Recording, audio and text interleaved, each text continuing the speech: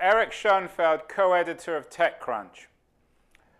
Erick, who was the big losers in 2010? Other than Yahoo. Why was Yahoo a big loser? Well, I think Yahoo's been struggling a lot. Even before Carol Bartz became CEO, they've been kind of wandering in the wilderness, not really sure of who they are, who they want to be. And this year they sort of handed over search to Microsoft, which I think is going well for them, as well as can be expected. But the downside of that is that Silicon Valley is very much engineer driven, and it's talent driven, and the best talent wants to work on the best technologies. And Yahoo just doesn't seem to be a place that attracts that kind of talent anymore. And there's been just sort of this constant drain, and even just recently, right? They just shuttered Delicious and My Blog Log and some of these other services that weren't doing so well that they had bought earlier, but also that they hadn't been giving the love and care that maybe and attention that they deserve. They got lost in that big corporation.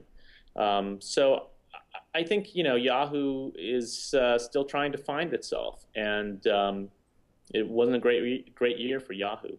Was 2010 a bad year for Google? Not financially. They've had record revenues, and a lot of people call them a one-trick pony, but that's a pretty killer trick that they have. And they've been making, strides into other areas. They've been making some serious efforts to get into local advertising, even though they failed to buy Groupon, and they failed to buy Yelp. They've been trying to figure out social. So there's a lot of questions about whether they will continue to sort of be the top dog going forward. If and when search no longer has sort of the primary place in the internet universe that it has today. But for right now, they're doing okay, and they've got plenty of time to figure out their next move.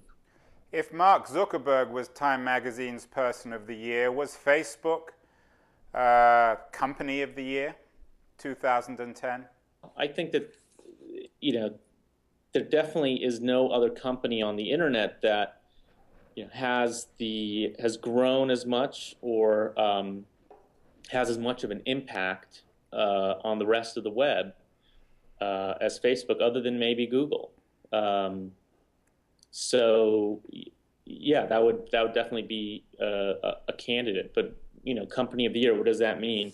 You could say that Groupon was the Company of the Year because they came out of nowhere and supposedly are on a $2 billion run rate. Maybe it's just $1 billion. Who knows what their actual revenues are? But even that for a 2-year-old company is pretty amazing, right?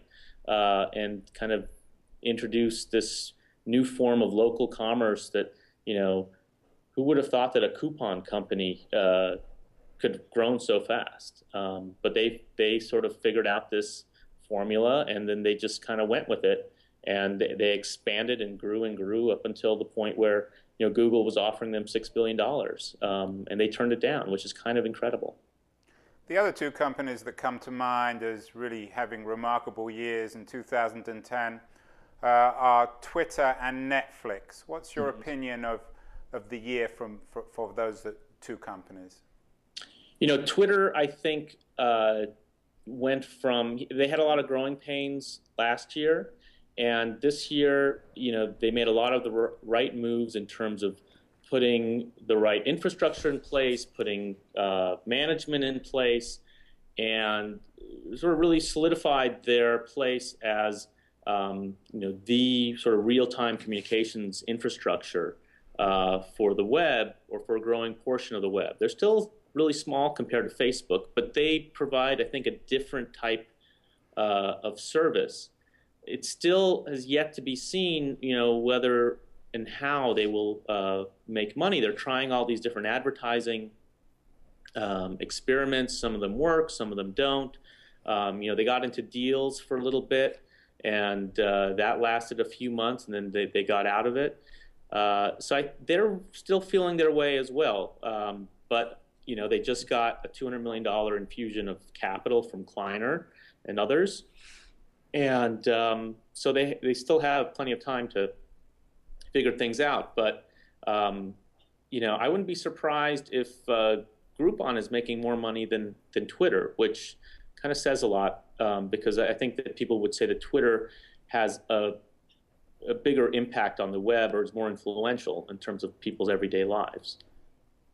And then on your question on Netflix, I think that's a very interesting case, where we see a shift in video, in TV and movies specifically, that's akin to what we saw with music and print over the past few years. And now it's sort of the movie studios' turn, and we're seeing how the movie studios are dealing with this. And they don't want to repeat the mistakes of the music industry in terms of seeing their business being digitized. And Netflix is a very interesting example of a company, probably the company that has done the most to engage with the old media companies and actually license their content to make it available for streaming, and transition their own business, from a physical media business of shipping DVDs over the mail to streaming it over the internet, which really reduces their costs. And I think that they're ahead of everybody in terms of being the service for finding quality movies and TV shows to stream. So I think it's been a really big year for them. And finally, Eric, I can't help asking for TechCrunch, a remarkable year, 2010. How was it here, or there, shall we say? Well, it's a little difficult while you're inside the machine to see how all the parts operate and how it looks like from outside. But yes, definitely, just our growth from the beginning of the year, where it was, really just maybe a handful of us, no more than 6 or 7 of us. I can't remember the exact employee count, less than 10 in the beginning of the year, through just ramping up our editorial team, where we have great writers, and launching TechCrunch TV and having people like you do these shows, and then getting acquired obviously by AOL, and figuring out how to plug into that organization. Although I got to say that they've been really hands off, and it's really more a case of just figuring out how they can help us in isolated places, which I like. But yeah, it's been sort of a whirlwind.